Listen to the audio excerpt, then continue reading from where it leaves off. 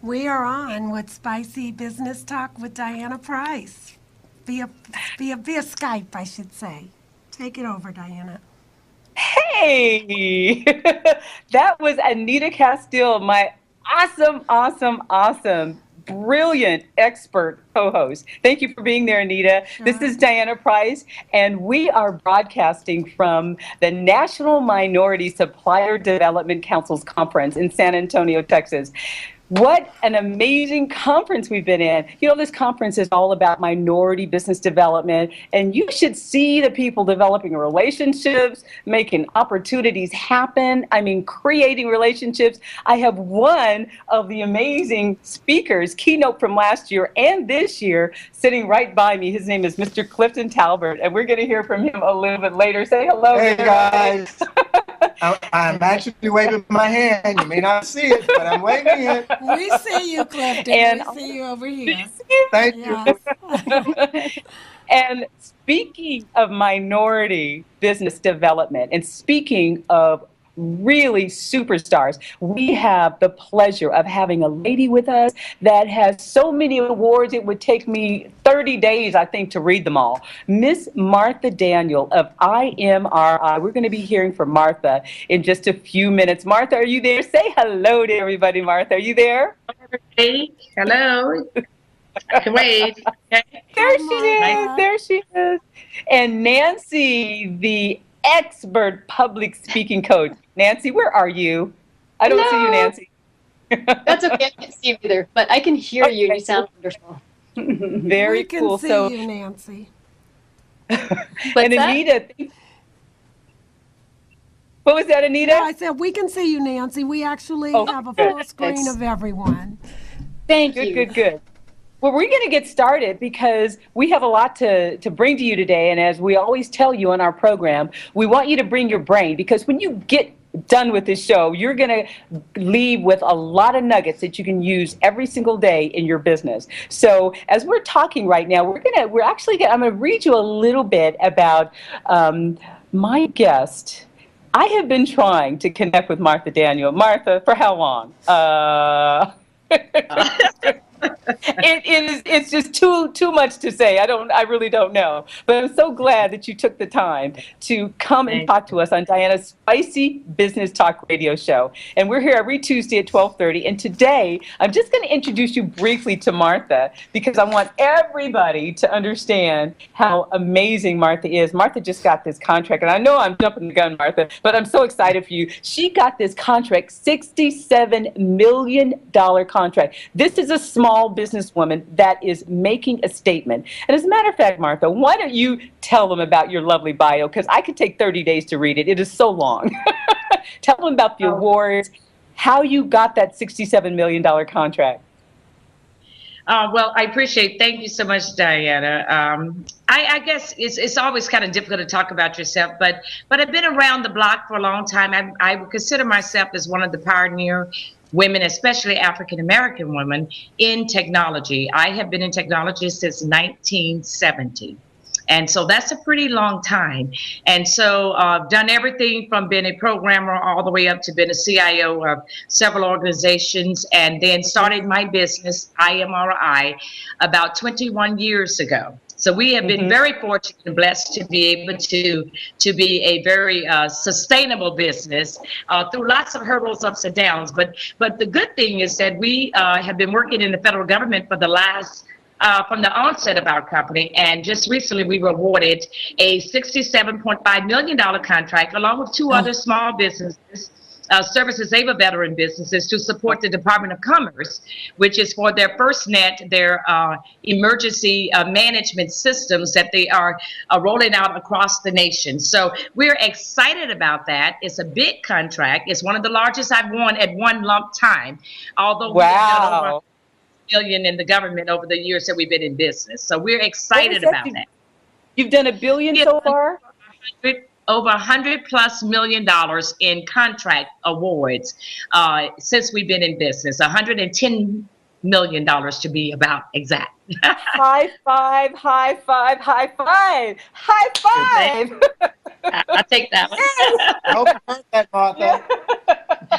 So we all are going to have questions for you. Anita's going to have questions. Nancy, Clifton, we're all going to have questions for you. But let's just tell me, the first thing I want to know is how the heck are you going to make that contract happen? Do you have subcontractors? What's your team made up? And I know you've been doing this forever, but since this is one of the largest ones, did you have to have any extra support with this contract?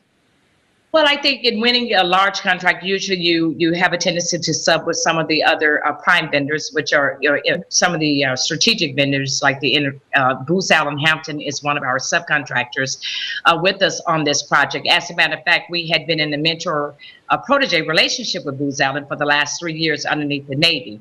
But we as a company, as a technology company, we have our own staff. We're operating currently in 12 states today. And we have our own CIA, we have our own chief technology officer, we have our CFO, we have our HR manager, contracts management. So we have put in a really nice infrastructure that is going to support this level of contracting. So we're excited about it, and we believe that we could sustain it, but it's always good to have the support of a large company. Whenever you're doing business of large contracts, the government really wants to work as a joint partnership between both small and large. So it was a positive to have Booz Allen Hampton on our team as well. How did the recent government shutdown affect you, if any? Did it impact your people? Did it impact, the contract that you have? The government shut down, and, that probably did it impact you at all? Well, of course. We do about 98% of our business is federal government. So you can imagine there was some impact, as a lot of scares, sleepless nights going on as well. But we were, as it turned out, we were impacted by only one of our contracts. We support a large data center as the prime contractor doing the program management for the Department of Homeland Security in Stennis, Mississippi. And that contract was impacted. And so our employees were laid off. Other than that, the majority of our work, because it is critical and a lot of our work is classified, most of the contracts were contracts that needed to continue going. So we only had one that was impacted.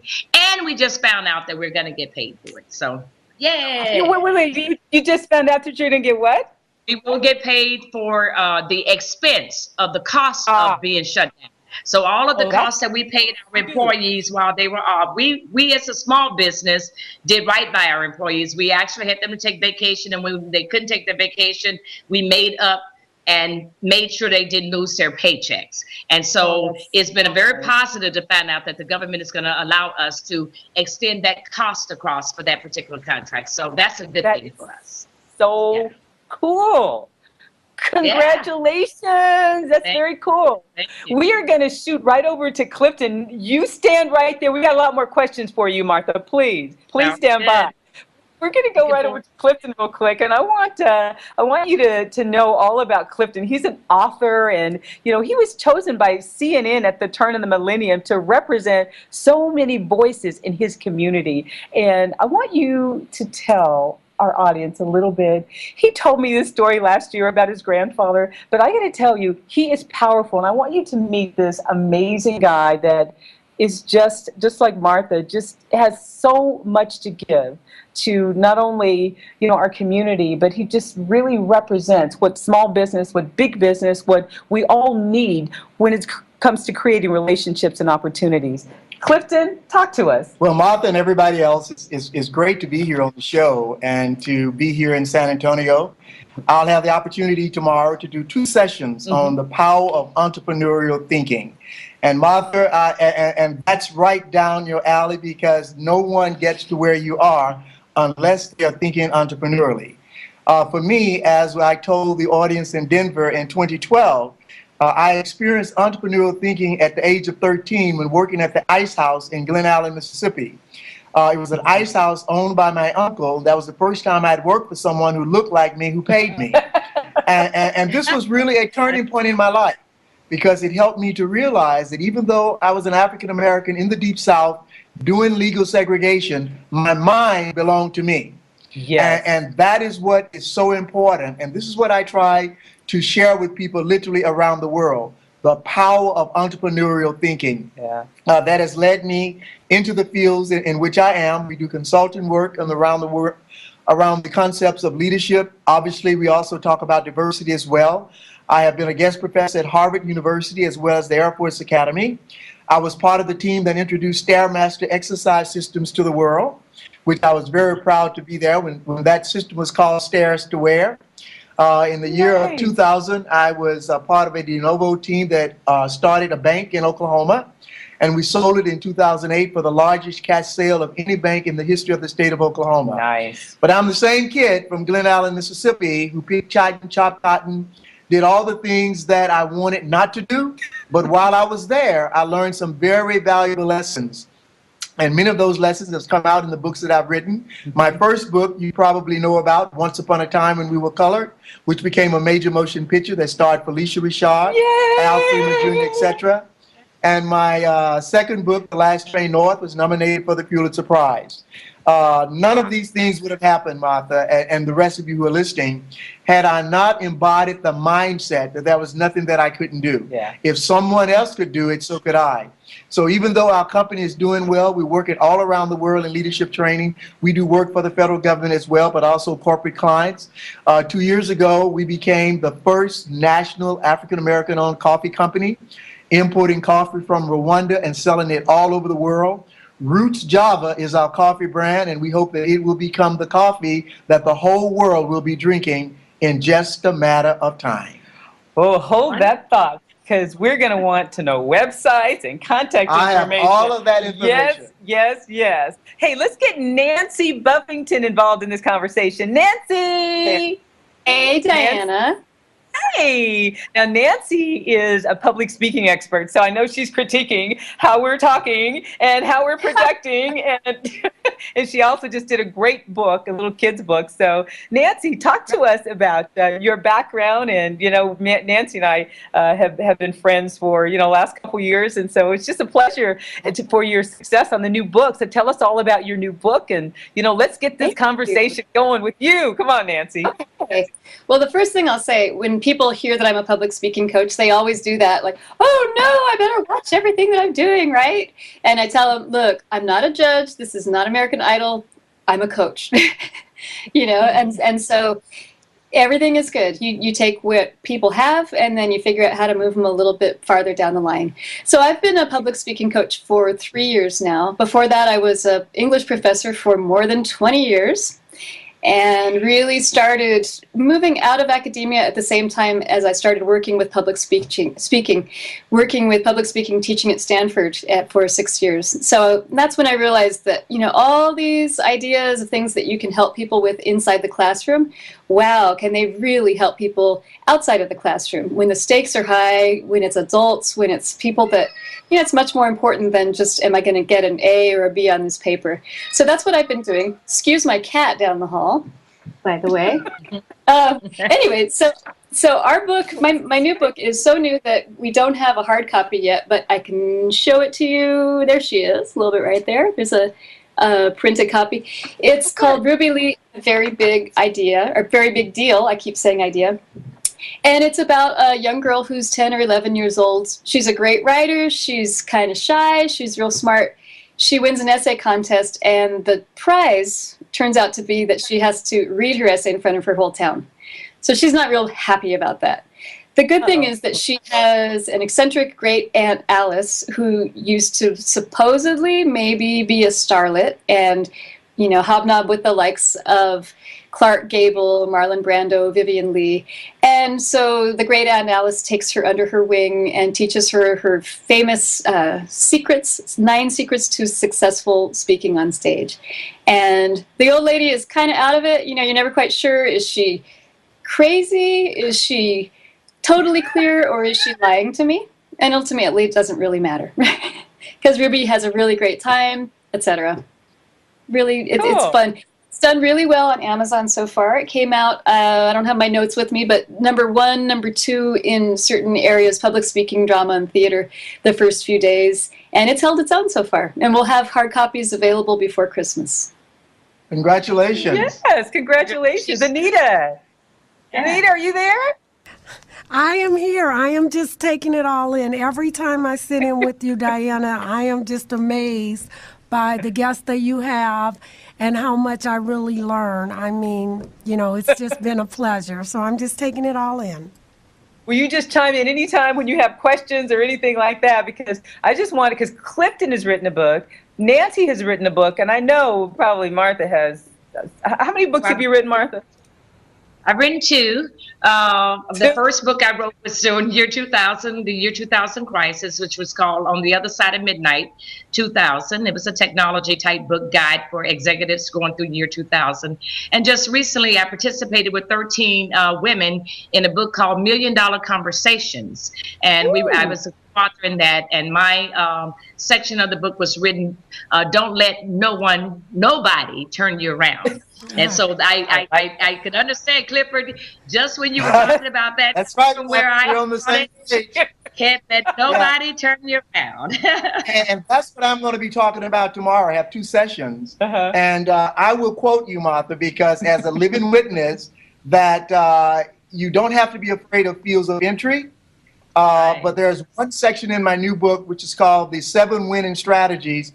The second strategy is be determined, which I call the code word for hard work and heavy lifting. Because those are the two things, when combined together, really get you to where you want to go. And I know you know that story well, because anyone who has succeeded, they have definitely done the hard work. Yes. They have definitely done the heavy lifting long before they walk out on the stage of success. So you're absolutely right. I agree with you.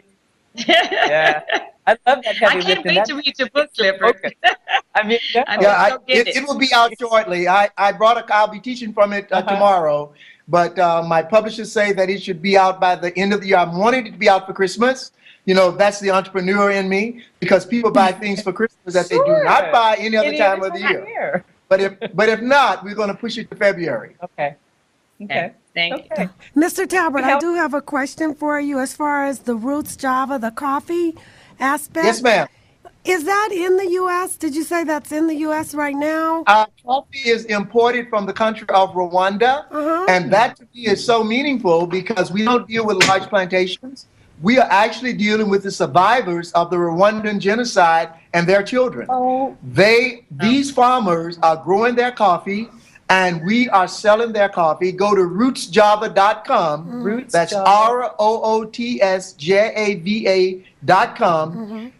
Basically, it's a business-to-business company, but online, that's how we handle our retail customers.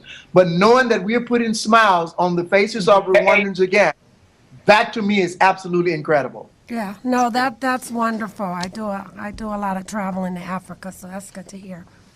That's right. Anita, tell them about their travels to Africa. That's right. She travels a lot in a training and leadership capacity. Right, Anita? Yeah, I actually work for a nonprofit, AIDS Healthcare Foundation. So we're in 27 countries. So I'm in, South Africa a lot, East Africa. I've been all over Africa. We're in Europe. So I'm always excited when I hear about things we're doing, especially in the African countries. So I'm definitely going to look that up. Thank you. So one of the things, Anita, that has really helped us, because unfortunately there was a transatlantic slave route. Our coffee is literally coming down the pike from Rwanda on that same trade route. Wow. New products, new partnerships, making partnerships across the ocean. Excellent. I literally cannot believe it. Excellent. I love it.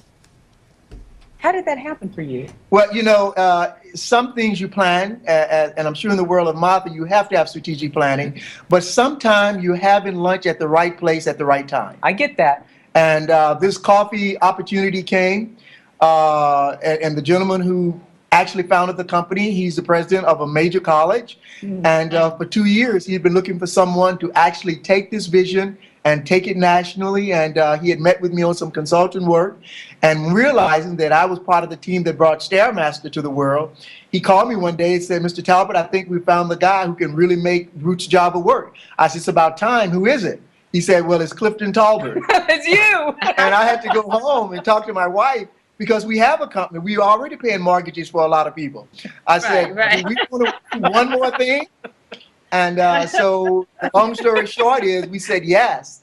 And upon understanding that our cause is a private business that is socially conscious.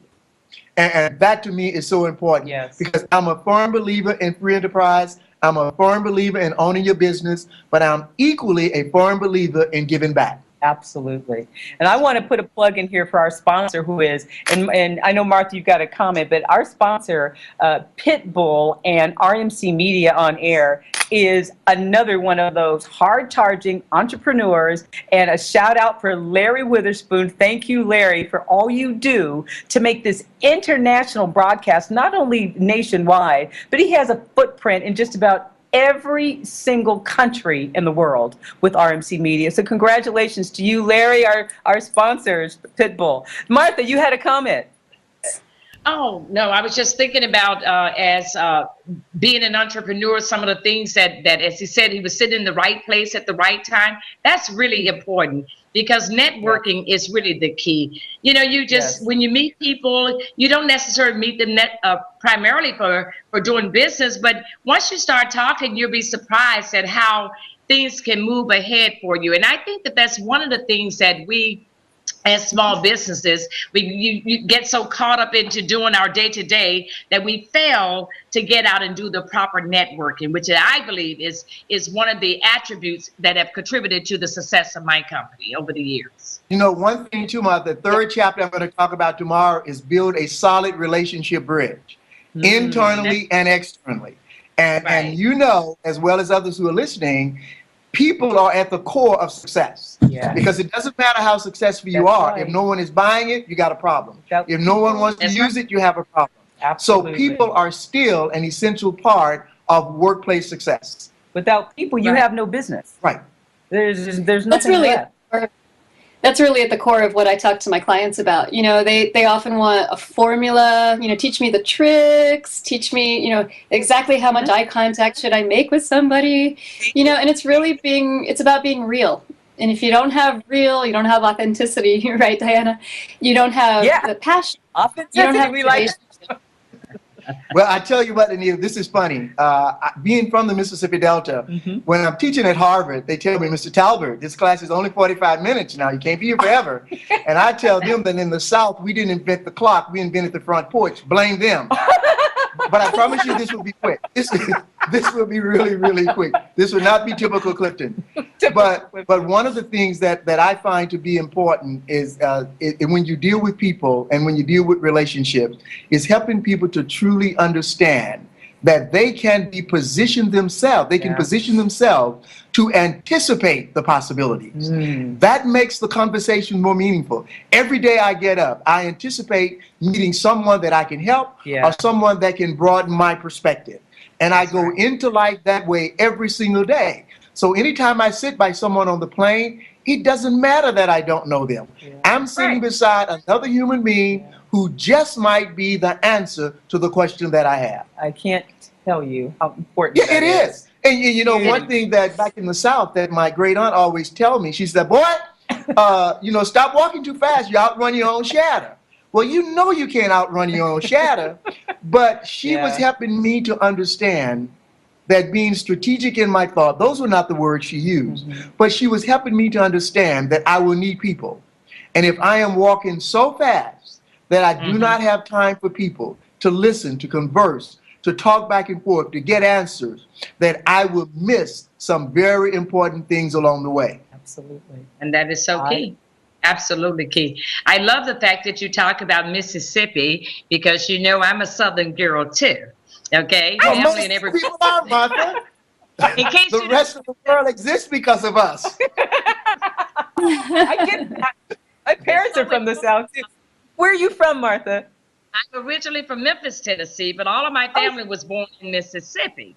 And so as a child going back, and just recently, my mother is 88 years old, and just recently I took my mom with me on a business trip, and most of, about 2 years ago, about a good 50% of my employees all were in Mississippi. And so when my mother went with me to my clients, and they were calling me Miss Daniel, and referencing and meetings, she just couldn't believe it in her lifetime that she could live to see something of that nature. So I could truly say that that some of the teachings and the things that have gone on in life, and to be able to live a dream that my mother had, to see her daughter being called Miss Daniel and being addressed, that she just couldn't get over it, and all other people didn't look like me either. So she was just like, well, you know, that's the thing, Martha, because our relatives, those grandparents, those aunts and uncles, saw their future through the lengthening steps of every child.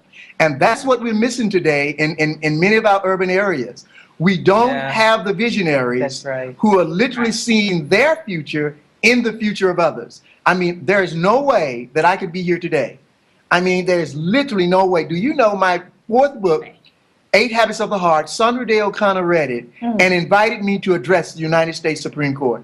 Oh, my God. How could you do that if it were not for those incredible people who literally poured the vision into your life? Yes. They didn't have the opportunity, but they had vision for your future. So your mom should have told those people, quit talking to her. Talk to me. I am the win. That thing.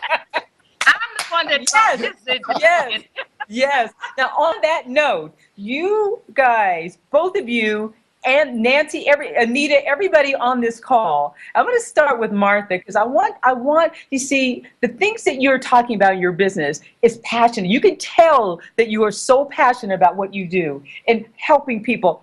I've heard that thread between everybody on this call, helping people. So what are some of the things you can share with our audience about, number one, the most exciting thing in your businesses, and how people that are coming up through the ranks, going through some of the things that you both went through in your life, and going through now, and continuing to go through now. Sure. What can you share with them? Because there are always going to be failures. There's always going to be those times when you have to pick up your boots. You're going to make 2 steps forward and take 10 steps backwards. But we want to hear some things that you guys have been through that we can really sink our teeth in to show other entrepreneurs and small businesses and large businesses like your level. What kind of tips can you provide?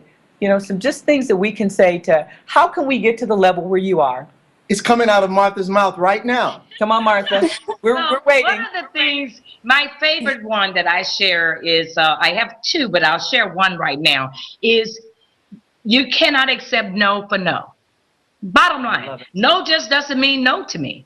And no means that no, you can't help me do it, but somebody else next door can. Or no means I may not be able to find a way this way, but it means I'll find another way, another direction. So my biggest talk is that no's, you get so many no's in a business because you're marketing, you get no, no, no, no, no. And one day you get a yes. You get no, no, no, no, no from the banks. And one day you get a yes. So that no means you go back and regroup and go back out there and try it again. And you come back and regroup. And so that's my biggest one, is that for success, you have to be immune to a no.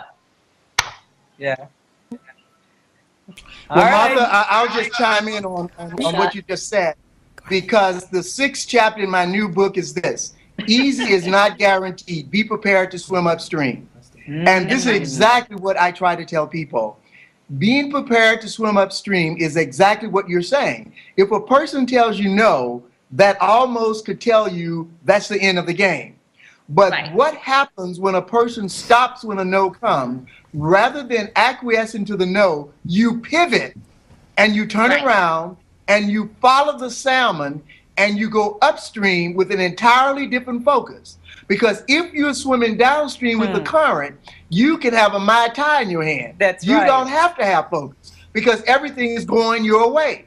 But when things are not going your way and you turn around, what tends to happen is you have creativity that comes out that you didn't have to use at the other time. And you tend to make discoveries and you tend to create answers in that upstream mode that you wouldn't otherwise. So I always tell young people, anyone in business, easy has never been guaranteed. Be prepared to swim upstream and make the discoveries along the way. And before I go to Nancy, that just really brought a thought out, because when you start a business, it seems like a problem it doesn't matter who you are. If you're already having problems, the problems will come and tackle you like no one's business. And the problem will probably tackle someone that really is having really issues, and problems don't give a care who they come in contact with, do they? No. Problems are a part of life. And that's what people have to understand. I know Martha can attest to this. I can certainly, there are days that my business goes so well that I ask myself, how did you get out of the fields in time enough to do this? Yeah. And there are some days that business can put me on, I tell my wife, I said, Barbara, why did we do this? But in that process of asking that question, why, I go back to the Mississippi Delta as a kid. Martha, I didn't know what success could look like. I just knew that I wanted it.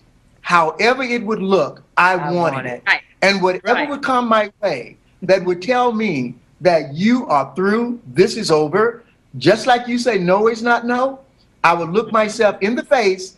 And in the last chapter of my book, I call it Wrestling at Midnight.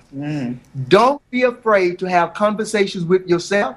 Stand in that mirror, talk to yourself, keep talking to yourself like it's a wrestling match. You got 3 rounds to go in a wrestling match. Wow. And if you can go those 3 rounds, you can get off that mat like Abraham Lincoln did in 1864, and you can walk into that room and you can tell Mary Todd Lincoln, darling, I think you're going to make a great first lady, because everybody told him he was not going to win, he shouldn't win, he was a doofus, and he had no reason to be there. But once he had his own resolve, wrestling at midnight, he came to his own conclusion, I can do this and I will do this. Yes, yes. It's like one of my sayings is Dolly Parton. She said, if you want to see the rainbow, you got to put up with the rain. And so that's the way I look at it. You got to see that rainbow to success. You got to take a little rain and some showering on it. You got to take a little bit of rain with it. Rainbow equals rain too. Diana, Diana, if I could just jump in real quick. You know, being in HR for so many years, one thing that's changing from, 5 years, 10 years, probably a few years ago, is that a lot of our young people are going to college. They come out and they don't have jobs. They're not out there that they used to have, and they thought it was going to be a job waiting for them. So one of the things we do is, outside of actually that corporate world, in my personal life, as far as my sorority, Jack and Jill, what we do is we have entrepreneurial workshops and seminars as they are young. We do it in our sorority for the undergrad so that they can start thinking about it early on, because the jobs are not like they used to be. So we want to give them choices and have them start thinking in an entrepreneurial spirit. So we give them a lot of tools, bring a lot of people in. We even bring them in our Jack and Jill when they're seniors in high school, just to give them other avenues to start thinking as they go through their college life. So we try to start them early as far as thinking differently. Anita, that is one of the best things you can do, because entrepreneurial thinking is not just about having a job. It's about owning your own life. Absolutely. And if you can own your own life, you can graduate from high school, you can graduate from college, you can have a successful career, you can start your own business. But entrepreneurial thinking is literally about owning your own life and seeing yourself in the future. But it's a mindset that you have to, and young people sometimes have to be exposed to it, because if they've never seen it, they think they can't do it. So once there's exposed, and we bring people in that are entrepreneurs, like this panel right here, and we have them share their successes with them and their, their challenges and getting to where they are. But it gives them other options as to the direction. I'm not going to just graduate from college and go look for a job. I may do that, but I know there's other things for me out there. So, you know what, you hit upon something, Anita. No, go ahead. I'm sorry. No, that was it. That really resonates with me. When I was teaching still, even at Stanford, it was really important to me that what we focused on was not just the academic content, but that everything I taught students was not just busy work. It had to be something they could use later, something that would help develop them as a person, in their career. So I taught, for example, conferences. Instead of just writing a paper, let's do a conference. You all go to conferences. I bet you do, right? Everybody goes to some kind of conferences or convention. So they would write conference papers. Yeah, and they would have chairs and moderators and panels and, you know, concurrent panels, the whole thing. Get to know yourself as an authority. Get to know what your voice is like, and that was important to me even before I left academia. But that's interesting. You were talking about the entrepreneurial spirit. There is nobody in my family. I don't know. My whole extended family, I don't know anyone else who's been in business. So they're all either in academia or health, basically. And so it was really interesting and really a big deal for me to leave academia, this like sure thing, right? Nobody ever leaves. It's like Hotel California. And then to decide, okay, I'm going to be in business, and what is that, and what does that look like? And I never had taken an accounting class, never took a marketing class. So to really start from scratch is a tough thing. And you were asking earlier, Diana, about the, you know, what's the, you know, the wisdom, or what have you really learned? I think one thing I've learned is that you learn from your problems. You welcome the problem and you go, okay, what does this thing have to teach me? You know, this is the biggest lesson of all. If it's something I'm struggling with, it's probably going to give me a really good lesson. So let's sit with this for a while. Let's explore it, be comfortable with it, and figure out what it has to teach me. You know what? You hit upon something else, which is the first chapter of my book is Choose Your Mindset. Oh. Yeah. Dr. Carol Dweck out of Stanford has written extensively about the mindset. And Right. the entrepreneurial thinker has a growth mindset. There are two mindsets, the fixed mindset and the growth mindset. The fixed mindset will lead you to believe that wherever you are is where you will always be. Yeah. The growth mindset tells you that you can become Martha. Period. Yes. That's what the growth mindset Yes. tells you. The growth mindset tells you that you can be Martha Daniel. Yes. That's what the growth mindset tells you. It tells you that there are no fences around your mind. There may be fences around your house, but not around your mind. Case in Right. point, Nelson Mandela, 27 years incarcerated, totally fenced in, but his mind was never fenced in. At the end of the 27th year, Nelson Mandela came out not pissed off and ornery, but he came out ready to become the president of his country. That's a growth mindset. That's a growth mindset. You bet. You talked about the growth mindset in Denver. Yes. This is the one thing, and not only the growth mindset, I think you had about 7 or 10 tips. Yeah, that was 7 There were tips. 7 tips that had to do with how you operate, Right. and it all had to do with your mindset. It all had to do with that. So this gentleman is just, to me, rocket science. He's a rocket science. He's rocket science. So I'm looking forward to that book too. Yeah, so am I. Really looking forward to that book. And that session tomorrow, I'm going to go to the session too. So I'm lucky. I can sneak into a session tomorrow. So Great. yes, let's get back to. I have a couple more questions. Let's see how much time we have. We have 20 more minutes. So I have a couple more questions.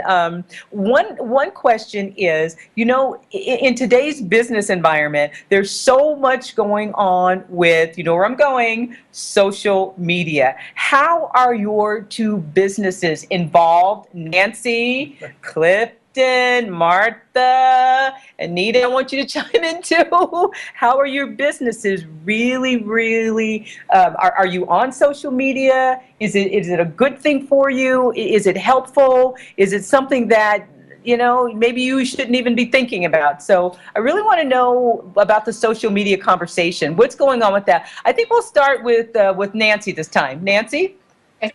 Yeah, that's a great question. And I'm guessing that all of us are going to have different answers because it probably depends on the field you're in and who your target market is. So for me, I really started off pretty heavily on Facebook, you know, have my little business page. We've both seen each other's, Diana. And, Yes. you know, I maintained it pretty regularly, the inspirational quotes, the resources, those kinds of things. And I realized pretty quickly that I was getting burnt out. You know, and this happened to me when I was teaching. I would realize I was burnt out because suddenly I could not open my laptop for 4 or 6 weeks at a time during the summer, and I realized I am having social media burnout, and this is bad. So I talked to somebody who said, you know, who are your fans on your Facebook page? Oh, right, people who are your friends already. fans and people who you just did a little trade, you like me and I'll like you kind of a thing. But I wasn't really reaching anybody new. I wasn't gaining clients. I wasn't getting any action from my Facebook page. So what I am in the middle of doing still is kind of moving over some of my energy, my time and focus to LinkedIn, you know, where you're in more targeted professional groups related to speaking, to coaching, to women's businesses.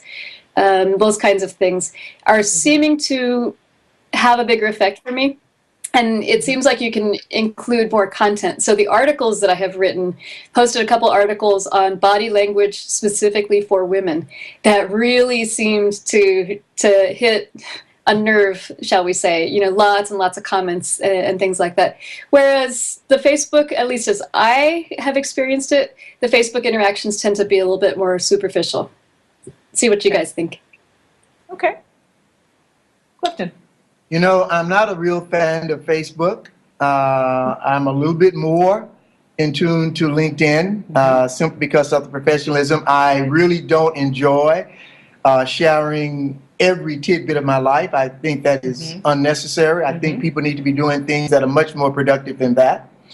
However, with Roots Java, social media has become an incredible part of letting the world know that this company exists and the cause that we have. I mean, they have really gravitated toward the idea of that we can buy a cup of coffee, we can buy a bag of coffee, we can buy a pound of coffee, and we can put a smile on the face of a person in Rwanda.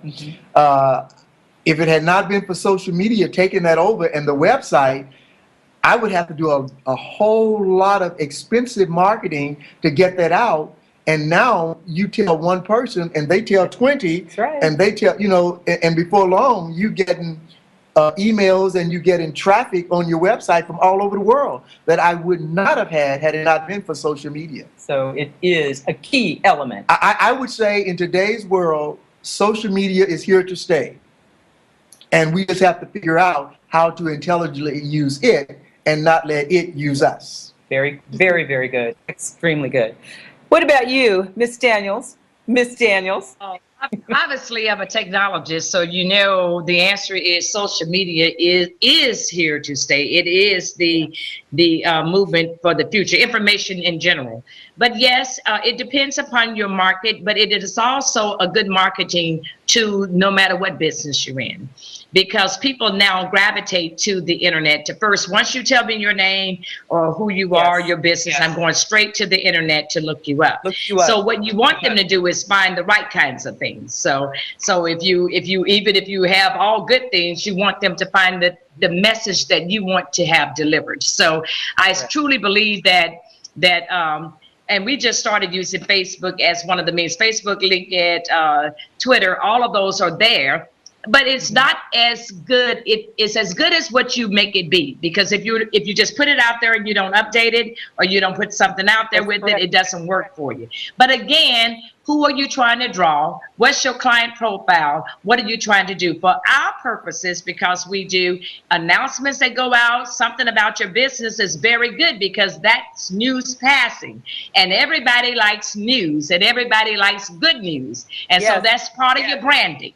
And so I believe that having the social media in your life for your business is certainly a positive, but you've got to be careful of what you put on it and the kinds of things that you put on it. You have to be careful what your employees put on it and the kinds of things that they say on it. And so you really have to manage it. Okay. And that's the key word, Martha. It requires management. Yes, it does. Especially when you look at it from the workplace perspective. It really, truly does. It definitely has to be managed. Right. Anita, you still with us? I am. Again, I'm taking it all in. And you know I'm big on social media. So, you know, that just goes without saying. Absolutely. Well, you know, I want to talk about competition before we run out of time. You know, today is... you know, this world that we live in, the businesses, and, you know, when you come to conferences like this, you have companies that are similar to yours, no matter what size you are. So there's always going to be, you know, evolving competition. So, you know, how do you pace your business? How do you business, you're planning together. How do you target what you're going to do so you could care less about your competition? How is it that you program your business to really stay ahead of the competition? And I know that's probably, I don't want to call it a rote kind of a conversation, but it's real. It's real out there. I'm seeing it all over this conference. I'm seeing, the no's that you were talking about. So that's so important. Who did we start with last time? Martha. Martha? Is it Martha's turn? It could be. She has an answer. See, there it is. She got an idea. All right, Governor. Well, I'll take that one because technology, you can imagine what has happened over the last 21 years. When I first started in technology, there were very few technology companies. And I can assure you that down at the conference, everybody you meet, at least 75% of the people in the business will say, I'm a technology company. And they're doing technology out of the trunk of their car and everywhere. So competitively, I had to really drive in a way to deal with competition, because it is there not only from small, large, medium, it is there in every aspect of the business that we're in. And so what I learned over the 21 years, got a few bruises in learning that, is that I had to niche the business that we were in. You cannot be a full service company when you're as small as I am.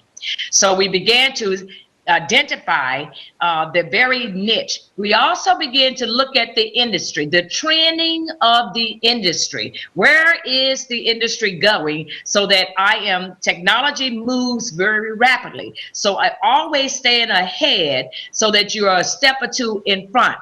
The competitive side of that means, which cybersecurity is where we've been for 4 years.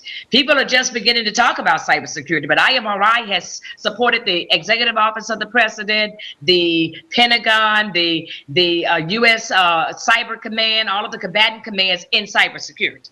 So we've been in it for about 4 years because we looked at it and saw that there was a easy transitioning from what we were doing in technology to move into what was forwardly thinking and begin to move ourselves in that direction. So competitively speaking, you have to look the look. You got to put some money in marketing. You have to have a team. If it's for me, for my size business to grow, I have to have a team of professionals that understand the business that we're in. Otherwise, I cannot be successful in the business today as I started 21 years ago.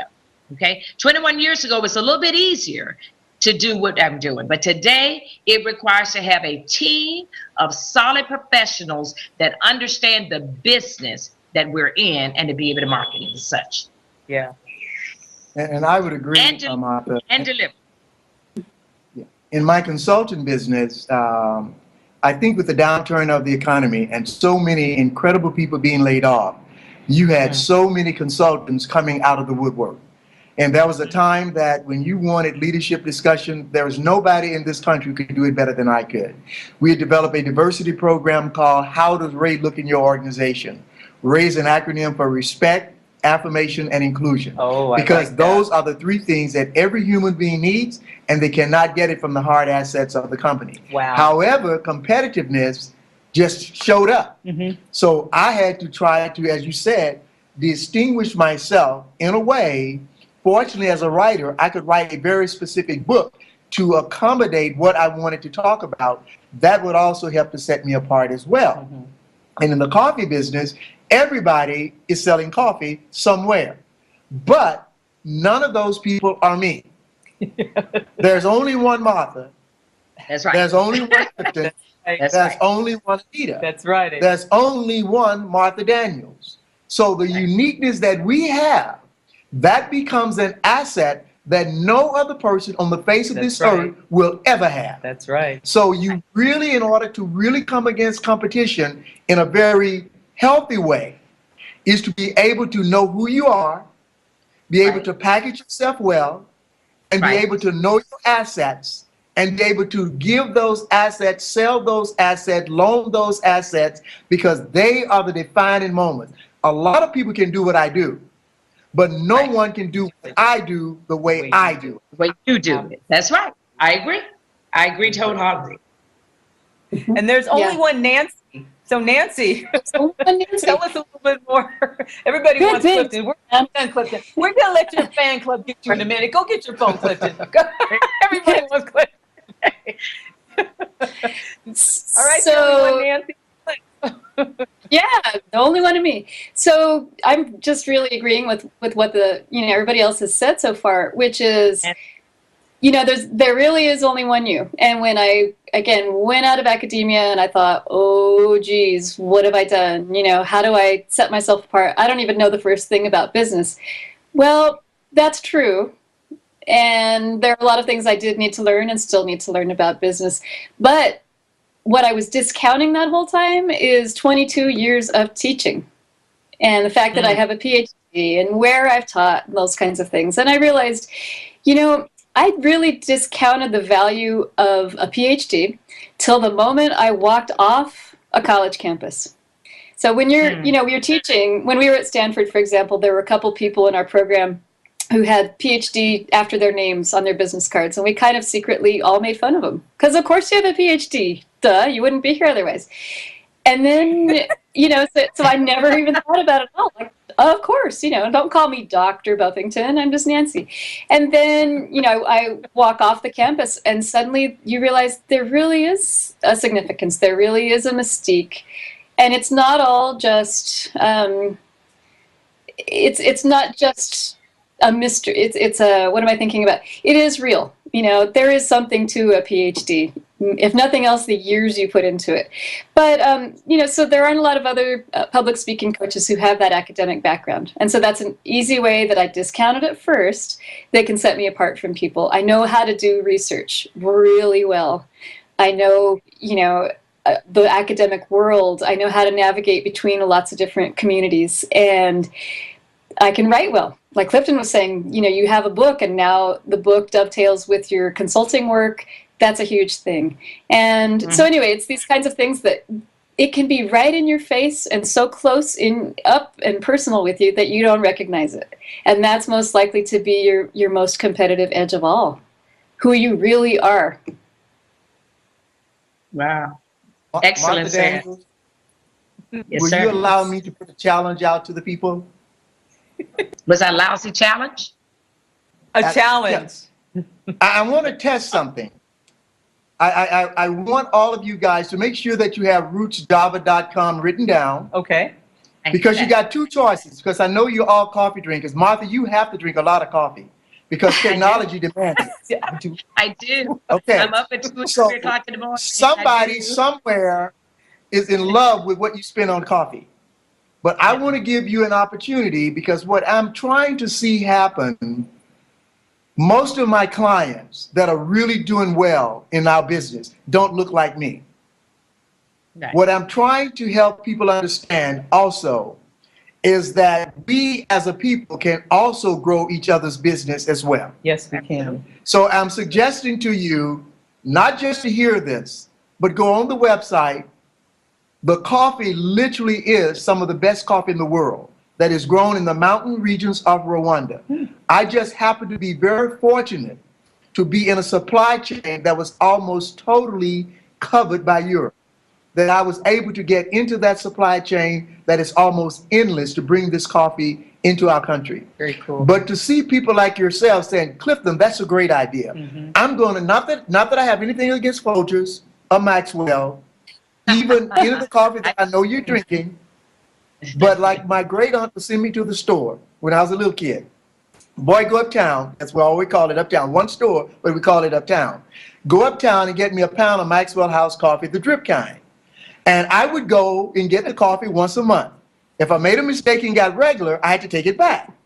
So now I wish my great aunt was living because I'm still going uptown to get coffee, but this time it's my own coffee. It's your coffee. Oh, that's the difference. And we can make that difference real as a group of people. Absolutely. And I want to take the opportunity thank you for that website information. I want to take the opportunity to get Nancy's website and to get Martha's website, and I want to actually share my website with you too. You know, we're here on every single Tuesday at 12:30 Pacific with a lot of high-profile guests. Next week we're going to be looking at, you know, Henry Cisneros was here at the conference. Okay. He's going to be coming on our show, and David Segura. You guys may know Henry Cisneros and David Segura, yeah. So they're going to be joining us as well. So I want to, Martha, give us your website, and then Nancy, give us your website and how we can find out more about what you do and how we can help you with your business. What can we do to help you with your business? Okay, well, my website is www.imri.com. Very simple.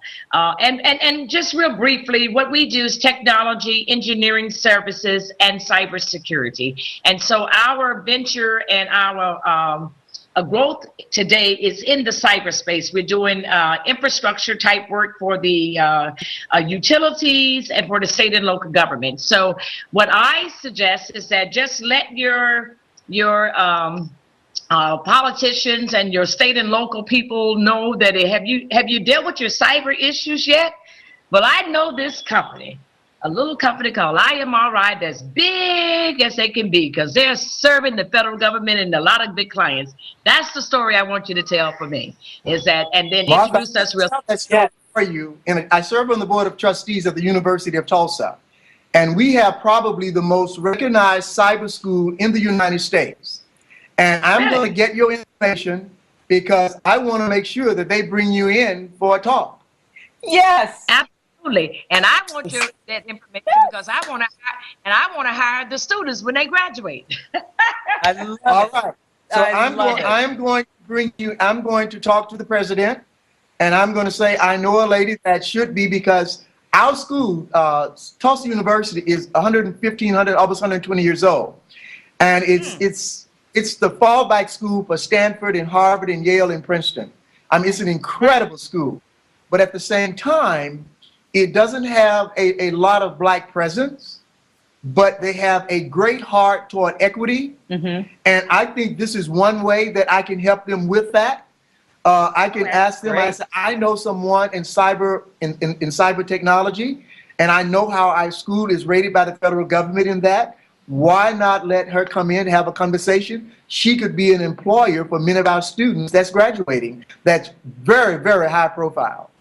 And also we can do some of the small business technology transfers with the universities like that, which is fundings and grant dollars that we put together. It's done by the federal government between the small businesses and universities. So I would love to meet your president. I promise you, I will talk with Martha offline. With Diana. I mean, you're Diana. I'm right? Diana. But Diana, who's? Oh, This is Martha. I've been calling you Martha. He's been calling me Martha, but he knows we do look alike. No, you do not look alike. You do not look alike. No. Who's on first? Martha, here's the story. This is Martha. This is Diana. All of our resumes are in a pile. Okay? Right. You can't even figure out who's who. There's only one resume standing up by itself, and it says Martha Daniels. This is Martha. So I assume That's my bad. That's my bad. Martha, the rest your of our resume's resumes right are here. on the floor. No. She doesn't even care about the rest of us. All right. I should have never done this. No, that was really good. Okay, I will ask Diana offline how to get in touch with you, if that's okay, and so that we can continue this conversation when I get back to my office in Tulsa. Absolutely. We're losing your. My website is Go ahead, Nancy. Okay, www.boisespeakwell.com, one word.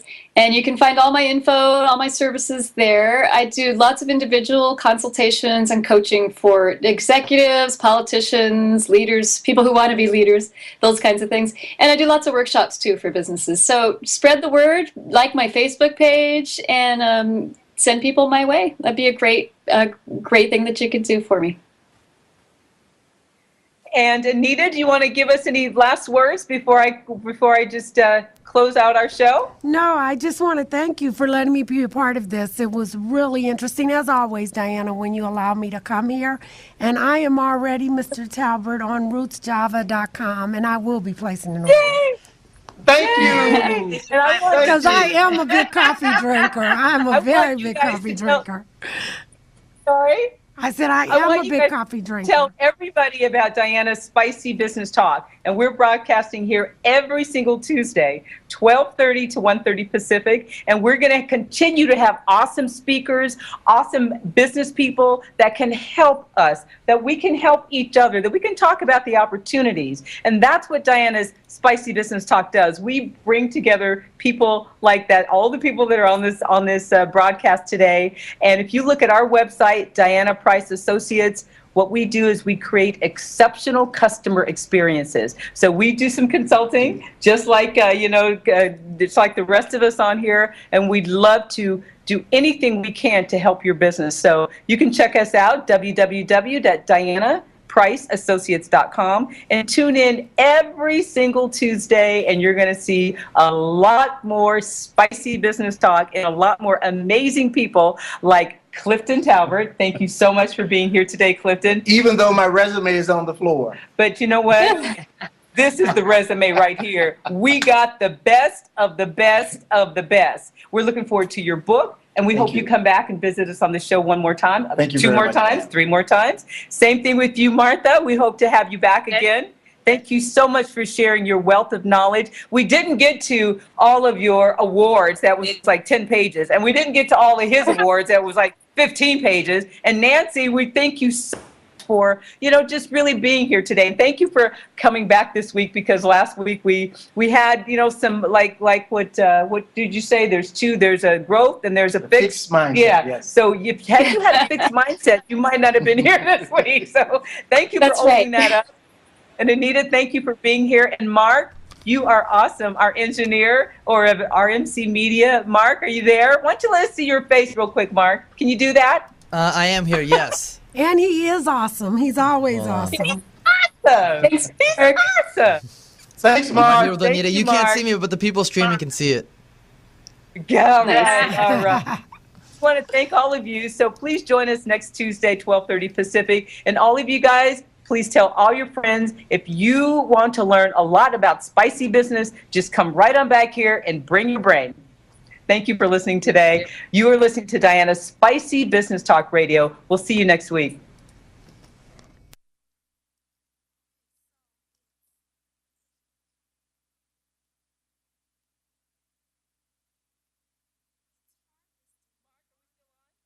Yes, I'm still here. Are we still on, Mark? No, just turn it off. You just turned it